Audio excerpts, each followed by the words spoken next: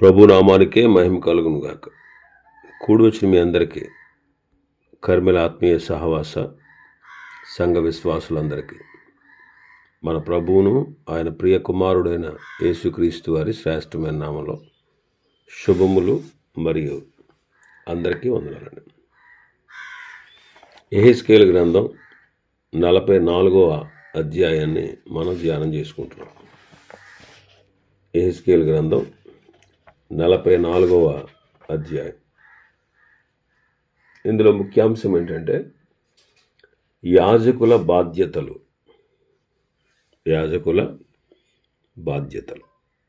మరి 14 వచనాల వరకు మనం గత దినం ధ్యానం చేసుకున్నాం. 15వ వచనం నుంచి చదువుదాం. 15వ వచనం. ఇశ్రాయేలీలు నన్ను విసర్జింపగా నా పరిశుద్ధ స్థల సంరక్షణను కనిపెట్టు సాదోకు సంతతి వారగు లేవీలైన యాజకులు పరిచర్య చేయుటకై నా సన్నిధికి వచ్చి వారే నా సన్నిధిని నిలిచి క్రొవ్వును రక్తమును నాకు అర్పించుదురు. ఇదే ప్రభువు యెహోవా వాక్కు. వారే నా పరిశుద్ధ స్థలములో ప్రవేశింతురు.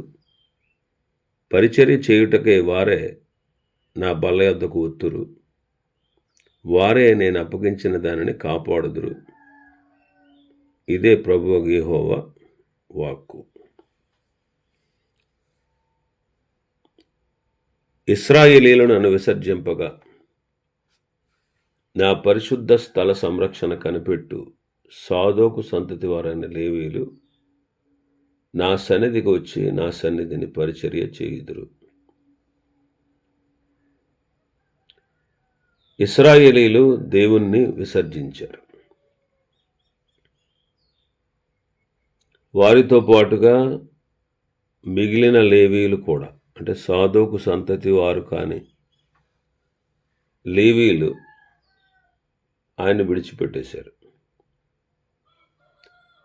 సాదోకు సంతతి వారు మాత్రము కనిపెట్టుకుని ఉన్నారు కనుక వారే నా సన్నిధిని నిలిచి పరిచర్య చేయిస్తారు అని ప్రభు చెప్తున్నారు. దేవుని సన్నిధిలో నిలిచే హక్కు అందరికీ లేదు. తగిన వారికే అందులో హక్కు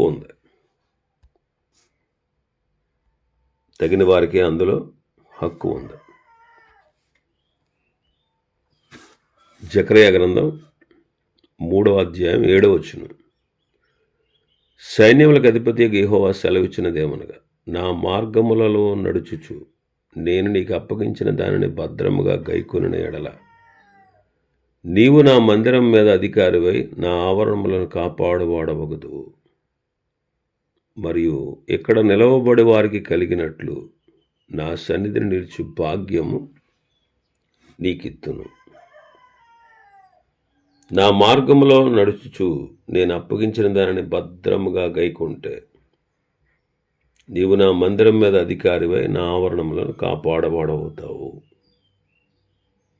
మరియు ఇక్కడ నిలవబడి వారికి కలిగినట్లు నా సన్నిధిని నిలిచి భాగ్యం నీకిత్తును అంటున్నా.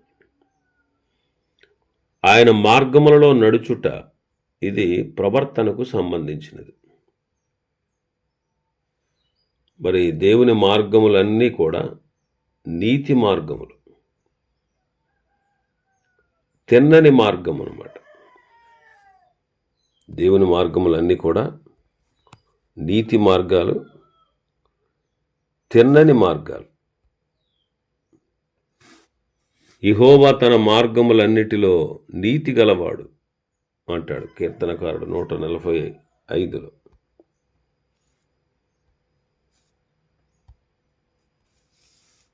కాబట్టి ఆయన మార్గములు నీతి మార్గం.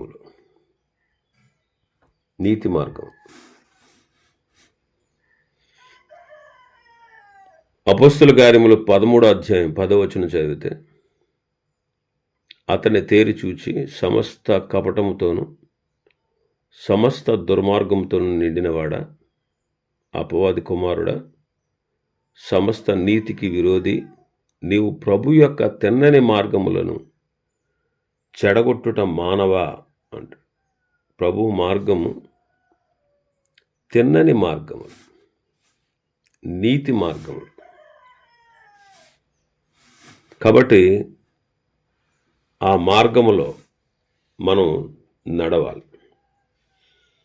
అలాగూ నడిచేవారే యోగ్యులు, పాత్రులు. నేను అప్పగించిన దానిని కాపాడుట అంటున్నాడు. అంటే ఇది పరిచర్యను చూపిస్తూ ఉంది. కాబట్టి మన ప్రవర్తనలోనూ మన పరిచర్యలోనూ నమ్మకమైన వారుగా నిలకడగా ఉండాలి. అప్పుడే ఆయన సన్నిధిలో నిలిచి పరిచర్య చేయుటకు పాత్రులమవుతాం. సాదోకు సంతతి వారు అలాంటి వారు కనుకనే వారే వచ్చి పరిచర్య చేయాలని ప్రభు కోరుతా ఉన్నారు. ఏశావుకు దేవుడు జ్యేష్ఠత్వపు హక్కునిచ్చారు, కానీ ఒక పూట కూటి కొరకు ఆశపడి దాన్ని పోగొట్టుకున్నాడు.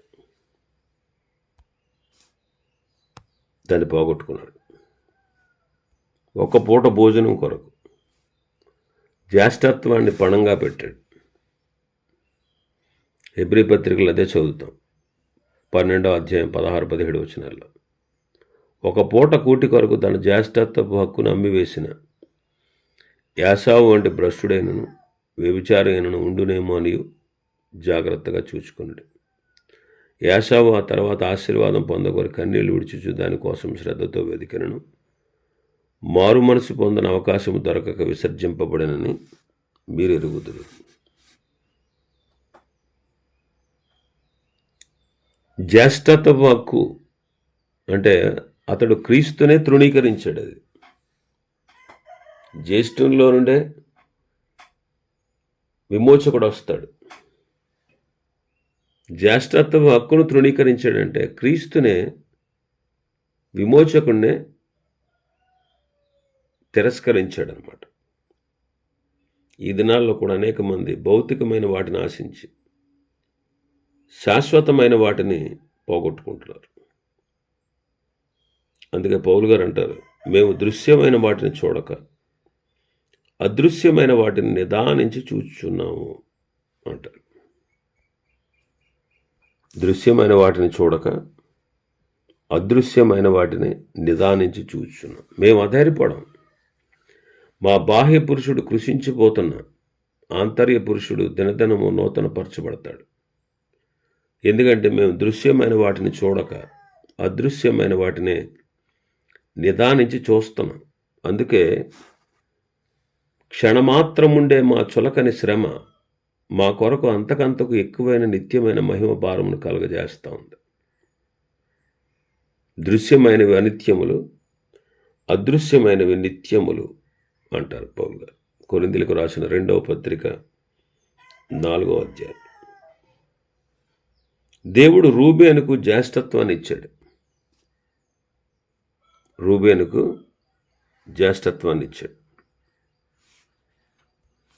కానీ అతడు తన తండ్రి పరుపును అంటుపరిచినందున ఆ జ్యేష్ఠత్వాన్ని కోల్పోయాడు.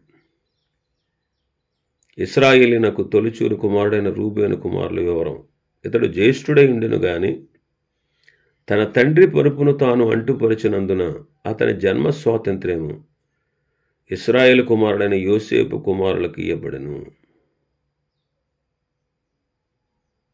కాబట్టి రూబేను తన జ్యేష్ఠత్వానికి హక్కుదారుడు కాలేకపోయాడు. ఆ తర్వాత ఉన్న వాళ్ళు ఎవరు కూడా హక్కుదారులు కాకపోయినా 11వ వాడైన యోసేపుకు ఇవ్వబడింది. చిన్నవాడైనా సరే తాను యోగ్యుడు గనుక ఆ స్థానానికి పాత్రుడయ్యాడు. ఈనాడు కూడా మనం దేవుడు మనకి ఇచ్చిన వాటిని కాపాడుకోవాలి. ఎవడను నీ కిరీటమును అపహరింపకుండానట్లు నీకు కలిగిన దాన్ని గట్టిగా పట్టుకొనమంటాడు ప్రకటన గ్రంథం 3:11. కాబట్టి సాదోకు సంతతి వారే బల యొద్దకు వస్తారు. వారే దేవుడు వారికి అప్పగించిన దానిని కాపాడుతారు. బల్ల అంటే బలిపీఠం. 16వ వచనంలో మనం చదువుతాం మన భాగంలో. నా పరిశుద్ధ స్థలంలో వారే ప్రవేశింతురు, పరిచర్య చేయుటకై వారే నా బల్ల యొద్దకు వత్తురు. బల్ల అంటే బలిపీఠం. ఇంకా 17వ వచనం నుంచి 19వ వచనం వరకు వారి వస్త్రముల గురించి రాయబడింది. 17 నుంచి 19 వరకు. వారు లోపటి ఆవరణపు గుమ్మములలోనికి వచ్చినప్పుడు జనపనార బట్టలు ధరించుకొనవలెను. లోపటి ఆవరణపు గుమ్మముల ద్వారా వారు మందిరమున ప్రవేశించి పరిచర్య చేయనప్పుడల్లా బొచ్చు చేత చేసిన బట్టలు వారు ధరింపకూడదు. అవిసెనార పాగాలు ధరించుకొని నడుములకు జనపనార బట్ట కట్టుకొనవలెను. చెమట పుట్టించినదేదైనను వారు ధరింపకూడదు.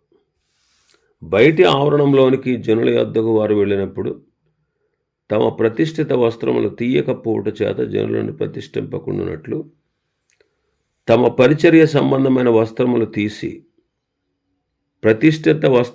ప్రతిష్ఠితములకు గదులలో వాటిని ఉంచి వేరు బట్టలు ధరింపవలెను.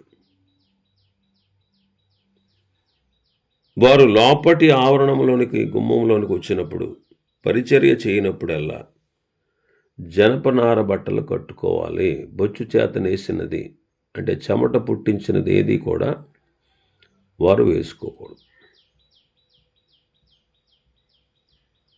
జనపనార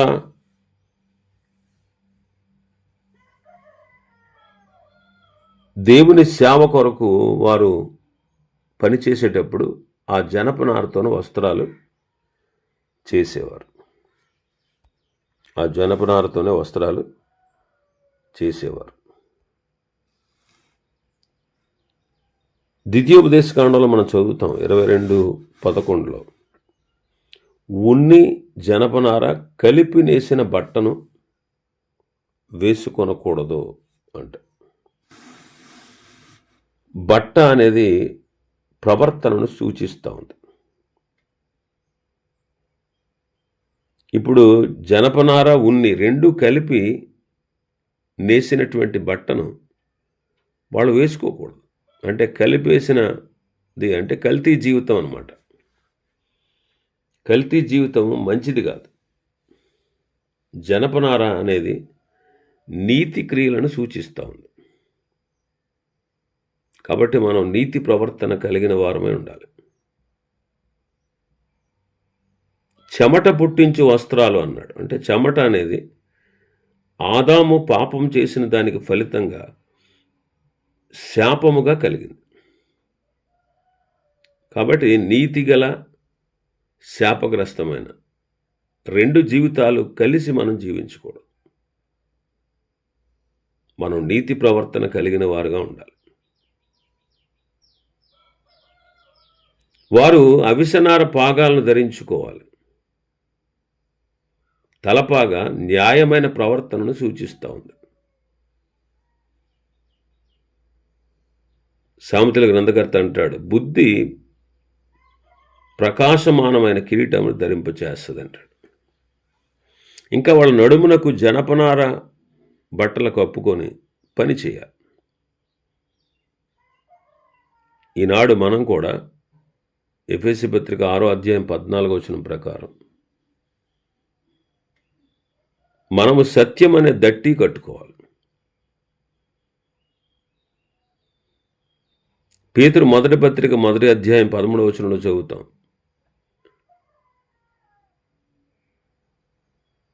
మీ మనస్సును నడుము కట్టుకోండి అంటాడు. నడుము అంటే మనస్సు,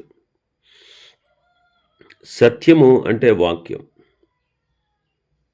కాబట్టి మన మనస్సును వాక్యము ద్వారా కట్టుకోవాలి. అందుకే సామెతల గ్రంథకర్త అంటాడు, పట్టణమును పట్టుకుని వానికంటే తన మనస్సును స్వాధీనపరుచుకునేవాడు గొప్పోడని. ప్రాకారములు లేకపోతే పురం ఎలా పాడైపోద్దో అలాగే తన మనస్సును అణుచుకోలేని వాడు కూడా అలాగే పాడైపోతాడు అంటాడు. సామెతలు 16:32, 25-28 ఆ మాటలు మనం చదువుతాం. కాబట్టి మన మనస్సును అదుపులో ఉంచుకుని జీవిస్తే ఆయనకు మనం పాత్రులం కాగలం. ఆయనకు మనం పాత్రులం కాగలం. ఇంకా మనం చూస్తే 20వ వచనం మన భాగంలో, మరియు వారు తమ తలలు క్షౌరము చేయించుకొనకూడదు, తల వెంట్రుకలు పెరగనీయక కత్తెరతో మాత్రము వాటిని కత్తిరింపవలెను. తల వెంట్రుకలు క్షౌరం చేయించకూడదు, వాటిని పెరగనీయక కత్తెరతో వాటిని కత్తిరించాలి. వెంట్రుకలు భక్తిని సూచిస్తూ ఉంది. వెంట్రుకలు ఎవరు పెంచేవారంటే దేవుని కొరకు వ్రతము చేయబడి నాజీరులుగా ఉన్నవారు పెంచేవారు. వాళ్ళు దేవునికి మొక్కుకున్న దినములన్నిటను వారికి తల మీదకి మంగళకత్తి రానియకూడదు. అతడు దేవునికి ప్రతిష్ఠించబడిన వాడు అని మనం సంఖ్యాకాండం 6వ అధ్యాయంలో చదువుతాం. ఇది భక్తిని చూపిస్తూ ఉంది. ఈనాడు మనం కూడా భక్తి కలిగిన వారుగా ఉండాలి. ఎవడైనను నోటికి కళ్ళెం పెట్టుకొనక భక్తి గలవాడు అనుకుంటే వాడి భక్తి వ్యర్థమే అంటాడు యాకోబు గారు. యాకోబు పత్రిక 1వ అధ్యాయం 26-27 వచనాలు. ఎవడైనను నోటికి కళ్ళెం పెట్టుకొనక తన హృదయమును మోసపరుచుకొనుచు భక్తి గలవాడను అనుకుంటే వాడి భక్తి వ్యర్థమే. కాబట్టి నోటికి కళ్ళెం పెట్టుకోవాలి, హృదయము మోసపరుచుకోకుండా చూసుకోవాలి. భక్తి అంటే నోటికి కళ్ళెం ఉంచుకోవడం, కాని మాట రాకుండా చూసుకోవడం. మోషే కాని మాట తన నోట వచ్చుట చేత వాగ్దాన దేశంలో ప్రవేశించలేకపోయాడు. కనుక మన నాలుకను జాగ్రత్తగా కాపాడుకోవాలి. ఇంకేమన్నాడు 27వ వచనంలో, తండ్రి అయిన దేవుని ఎదుట పవిత్రమును నిష్కలంకమును అయిన భక్తి ఏదనగా దిక్కులేని పిల్లలను విధవరాండ్రలను వారి ఇబ్బందిలో పరామర్శించుట, ఇహలోక మాలిన్యము తనకు అంటకుండా తన్ను తాను కాపాడుకొనుటయునే అంటారు. కాబట్టి దయార్థ హృదయం కలిగి ఇహలోక మాలిన్యము అంటకుండా జాగ్రత్త పడాలి. ఇంకా వెంట్రుకలు బలాన్ని చూపిస్తూ ఉన్నాయి.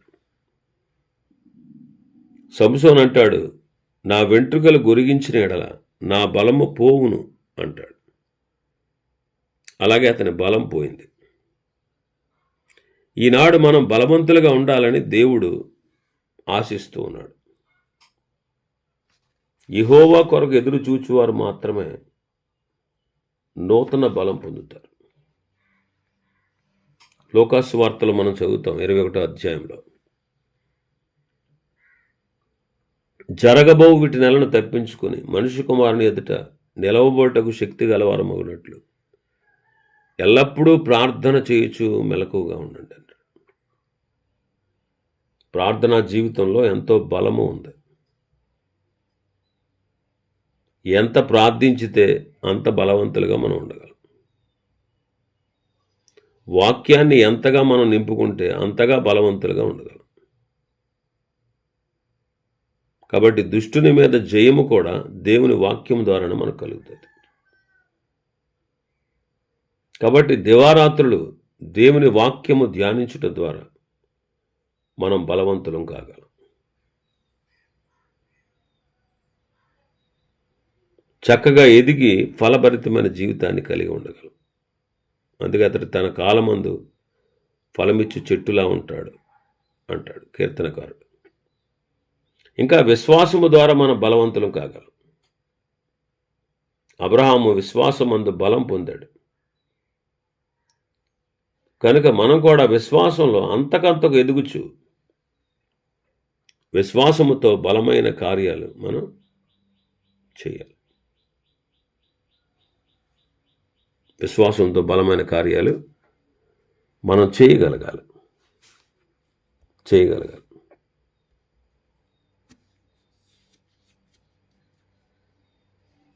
దేవుని ఎరిగి వారు బలము కలిగి గొప్ప కార్యాలు చేస్తారంటాడు దానియేలు గ్రంథంలో. కాబట్టి బలమైన కార్యాలు విశ్వాసంతో మనం చేయగలగాలి. ఇంకా వెంట్రుకలు పెరగనీయకుండా కత్తెరతో కత్తిరించాలి. మరి వెంట్రుకలు పెంచుకోవడం పురుషునికి అవమానం.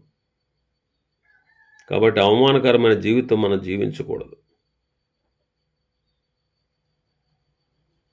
మనం జాగ్రత్త పడాలి. ఇంకా 21వ వచనం మన భాగంలో, లోపటి ఆవరణంలో చొచ్చునప్పుడు ఏ యాజకుడును ద్రాక్షారసం పానము చేయకూడదు. ప్రత్యక్ష గుడారంలోనికి వాళ్ళు వచ్చేటప్పుడు, మీరు చావకుండానట్లు నీవు నీ కుమారుడు ద్రాక్షారసం కానీ మద్యం కానీ త్రాగకూడదని లేవీకాండం 10వ అధ్యాయంలో చెప్పారు. కాబట్టి త్రాగుబోతులు దురభ్యాసము చేసేవారుగా ఉంటారు. అందుకే వాక్యంలో ఏముంది? అపవిత్రమైన దానికి దూరంగా ఉండాలి, కీడుగా కనబడే ప్రతి దానికి దూరంగా ఉండాలి. ఓ తిమోతి, నీ మట్టుకు నీవు పవిత్రంగా ఉండినట్లు చూసుకో అంటాడు. కాబట్టి పవిత్ర జీవితానికి సేవా జీవితానికి చాలా దగ్గర సంబంధం ఉంది. కాబట్టి మనం పవిత్రంగా జీవించాలి. రోమాపత్రిక 8వ అధ్యాయంలో చదువుతాం, మీరు శరీరానుసారముగా ప్రవర్తించిన ఎడల చావలసిన వారు ఎందురు, కానీ ఆత్మచేత శరీర క్రియలు చంపిన ఎడల జీవిస్తారంటాడు. తిమోతి మొదటి పత్రిక 5వ అధ్యాయంలో మనం చదువుతాం, సుఖభోగముల యందు బ్రతుకునది బ్రతికియుండి చచ్చినదై ఉండును అంటాడు. మరి చచ్చిన జీవితంలో ప్రభు సేవ మనం చేయలేం.